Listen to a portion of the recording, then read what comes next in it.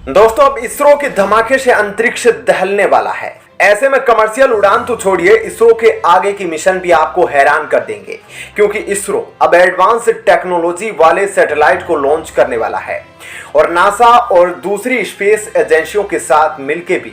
अलग अलग projects launch करने वाला है। ऐसे में आज हम आपको इस वीडियो में इसरो के उन्हीं तमाम आने वाले मिशन के बारे में विस्तार से बताने वाले हैं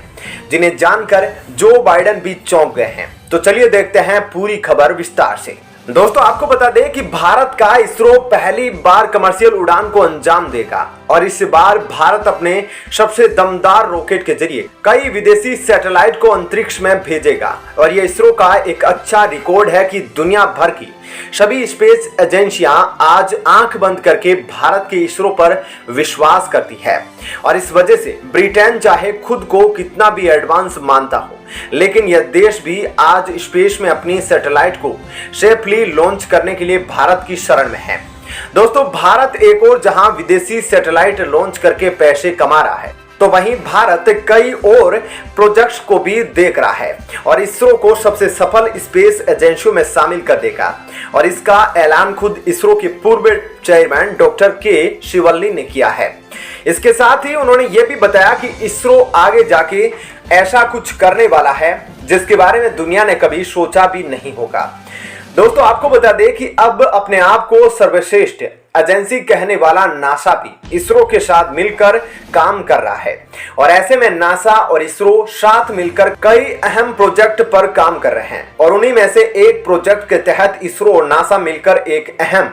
टेक्नोलॉजी की सैटेलाइट को लॉन्च करने का काम कर रहे हैं, जो कि अब फाइनल स्टेज पर है। ऐसे में इस एडवांस टेक्नोलॉजी सैटेलाइट के माध्यम से पृथ्वी पर सेंटीमीटर में होने वाली हलचल को भी 700 किलोमीटर दूर स्पेस से देखा जा सकेगा। इस पर फिलहाल काम चल रहा है और ऐसा ही एक और प्रोजेक्ट है जिसका नाम है निसार और इस पर भी नासा और इसरो मिलकर काम कर रहे हैं और इस प्रोजेक्ट का नाम नासा और इसरो के नाम से ही निसार रखा गया है। इस प्रोजेक्ट में नासा और इसरो दोनों अपने दो रडार दे रहे हैं और ये रडार धरती के सतह पर होने वाले परिवर्तनों को बड़े स्तर पर मापने में मदद करेंगे और इसके लिए यह पूरी तरीके से सक्षम है। ऐसे में निसार अंतरिक्ष में अपनी तरह का पहला रडार होगा जो पृथ्वी को व्यवस्थित रूप से मैप करेगा और ऐसे में निसार का डाटा काफी उपयोगी होगा, क्योंकि यह दुनिया भर में लोगों को प्राकृतिक संसाधनों और आने वाले खतरों को बेहतर प्रबंधन में मदद करेगा, जिससे वैज्ञानिक जलवायु परिवर्तन के प्रभावों और गति के बेहतर ढंग से समझने के लिए सक्षम हो पाएंगे। आपको बता दें कि इसके अलावा भारत का इसरो जापान के साथ मिलकर भी काम कर रहा है, जिसके दौरान चांद पर अहम खोज की जा रही है और इस मिशन का नाम है चंद्र ध्रुवीय अन्वेषण मिशन और यह लूनर पोलर मिशन जापानी एरोस्पेस एक्सप्लोरेशन एजेंसी और इसरो का एक कंबाइंड मिशन है। आपको बता दें कि पिछले मिशन में चंद्रमा में पानी होने का पता चला है, जिस वजह से इस मिशन का उद्देश्य चंद्रमा पर मौजूद जल संसाधनों की मात्रा, गुणों और रूपों के बारे में जानकारी हासिल करना है, जिससे आगे जाकर चंद्रमा में मौजूद जल संसाधनों को वास्तविक रूप से इस्तेमाल करने के लिए मदद मिलेगी। तो दोस्तों ऐसे में आप देख सकते हैं कि भारत का इसरो कैसे आगे बढ़ता जा रहा है और अब तो यह दूसरी स्पेस एजेंसियों के साथ मिलकर भी कई सारे मिशन कर रहा है और ऐसे में यह बड़े बड़े देशों की स्पेस एजेंसियों को भी पीछे छोड़ रहा है, जो कि सच में भारत के लिए बहुत ही गर्व की बात है। तो दोस्तों ऐसे में भारत का इसरो जिस तरह से कामयाबी हासिल कर रहा है और लगातार आगे बढ़ रहा है, उसके बारे में आपकी क्या राय है, कमेंट करके हमें जरूर बताइएगा। साथ ही इस वीडियो को ज्यादा से ज्यादा लाइक शेयर जरूर कीजिएगा। चलिए अब जानते हैं एक और बड़ी खबर। दोस्तों जब से अमेरिका ने पाकिस्तान की आर्थिक तौर पर मदद की है, तब से पाकिस्तान और अमेरिका के बीच अच्छे संबंध देखने को मिल रहे थे, लेकिन हाल ही में अमेरिका के राष्ट्रपति जो बाइडेन ने पाकिस्तान को दुनिया का सबसे खतरनाक देश बताया था और इस एक बयान ने पाकिस्तान की जड़ें हिला दी है और इस एक बयान के बाद पाकिस्तान में अमेरिका को लेकर जबरदस्त बवाल मचा हुआ है और ऐसे में यह बवाल इतना ज्यादा बढ़ गया है कि इन सभी के बीच अब पाकिस्तान की एक कट्टरपंथी धार्मिक पार्टी जमाते इस्लामी ने पाकिस्तान से अमेरिकी राजदूत को निकालने तक की मांग कर दी है और ऐसा पहली बार नहीं है जब पाकिस्तान किसी दूसरे देश के खिलाफ ऐसा करने की सोच रहा है। बल्कि इससे पहले भी पाकिस्तान ने फ्रांस के खिलाफ भी कुछ ऐसा ही किया था और फ्रांस के राजदूतों को भी पाकिस्तान से बाहर निकाला था और तब से लेकर अब तक फ्रांस का वहां पर कोई भी राजदूत नहीं है। तो दोस्तों ऐसे में क्या है ये पूरी खबर, यह आपको विस्तार से बताते हैं, लेकिन उससे पहले आप हमें अपनी राय कमेंट सेक्शन में जरूर बताइएगा कि अमेरिका ने जो पाकिस्तान के खिलाफ ऐसा बयान दिया वो सही है या गलत। इस बारे में हमें अपनी राय कमेंट सेक्शन में जरूर बताएं। तो चलिए अब देखते हैं पूरी खबर विस्तार से।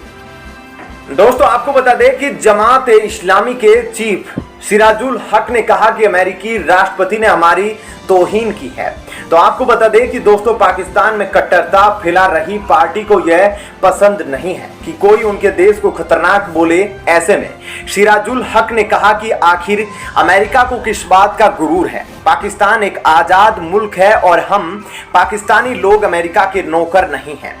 ऐसे में सिराजुल हक ने तो अब पूर्व प्रधानमंत्री इमरान खान से भी मदद मांगी है और ऐसे में सिराजुल हक ने कहा कि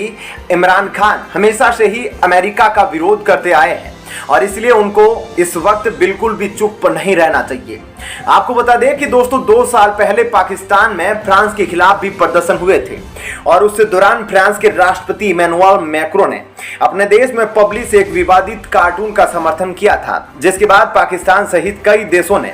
इसे इस निंदा मानकर फ्रांस के खिलाफ विरोध करना शुरू कर दिया था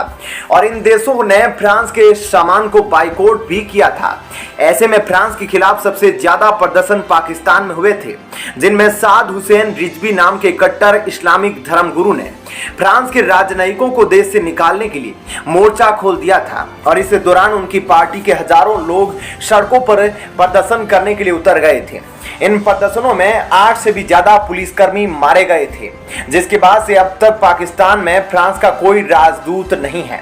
ऐसे में अब देखना यह होगा कि क्या पाकिस्तान की सरकार कट्टर ताकतों के आगे झुक जाएगी या फिर क्या पाकिस्तान की इतनी हैसियत है कि वह अमेरिकी राजदूत को अपने देश से बाहर निकाल देंगे, जैसे उन्होंने फ्रांस के राजदूत को निकाला था। दोस्तों देखा जाए तो पाकिस्तान फ्रांस की तरह अमेरिका के साथ भी ऐसा कर सकता है, लेकिन जिस तरह से हाल ही में अमेरिका ने पाकिस्तान की मदद की थी, उसके बाद पाकिस्तान अमेरिका के खिलाफ कुछ भी करने से पहले कई बार सोचेगा, क्योंकि अमेरिका कई मौकों पर पाकिस्तान की मदद करता आया है और आगे जाके भी अगर रूस और भारत एक साथ होते हैं तो इनके खिलाफ कुछ करने के लिए भी पाकिस्तान को अमेरिका की मदद की ही जरूरत पड़ेगी, क्योंकि उसके बिना पाकिस्तान अकेले कुछ नहीं कर सकता। और अब जब पाकिस्तान अमेरिका के एहसानों तले दब गया है तो ऐसे में उसका अमेरिका के खिलाफ जाना नामुमकिन है। तो दोस्तों ऐसे में इस खबर के बारे में आपकी क्या राय है? आपको क्या लगता है कि पाकिस्तान की इतनी हिम्मत है कि वो अमेरिका के राजदूत को अपने देश से बाहर निकाल पाएगा? इस बारे में हमें अपनी राय कमेंट सेक्शन में जरूर बताइएगा। साथ ही वीडियो को ज्यादा से ज्यादा लाइक और शेयर जरूर कीजिएगा।